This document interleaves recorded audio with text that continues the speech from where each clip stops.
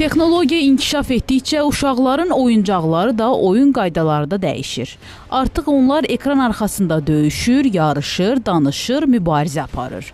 Son illərdə uşaqlar arasında internet oyunlarına maraq kəskin artıb. Psixoloq Könül Həsənovanın sözlərinə görə, internet oyunlarının uşaqların psixologiyasına mənfi və müsbət təsirləri olur.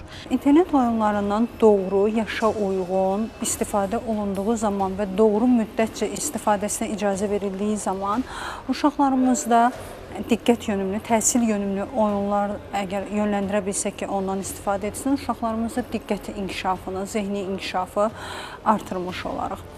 Təbii ki, valideynlərin nəzarəti ilə. Nəzarətsiz buraxdığımız zaman onların öz seçimləri ilə seçdiyi oyunlar aqressiv yönümlüdürsə, aqressiya yönümlüdürsə, onlar artıq təbii ki, onlara mənfi təsir edəcək. Könül Həsənovanın sözlərinə görə, virtual aləmdə özünü təsdiq etmiş uşaq zamanla reallıqdan uzaqlaşır ki, bu da onda psixoloji problemlərə səbəb olur. Sosial sferada özünü internet oyunlarında təsdiq etmiş bir uşaq düşünür ki, artıq mən real həyatda ünsiyyət qura bilmərəm, qalib ola bilmərəm. Təhsil yönümündə isə bizə vurduğu ziyanlar qısa bir nailiyyətlə dopamin maddəsini hiss etmiş uşaq daim qısa, kiçik addımlarla həmin bu hissi qazanmaq istəyir. Amma təhsil daha səbr edən, daha dözümlülük istəyən bir proses olduğu üçün nə edir uşaq? Artıq oxumaqdan imtina edir.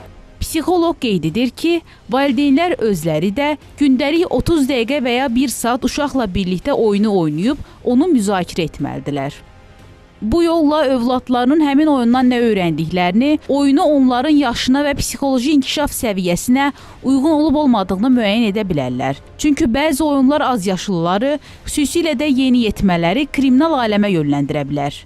İlham Kərəyeva, Vüsal Cəfərov, Xəbər Ertəsi.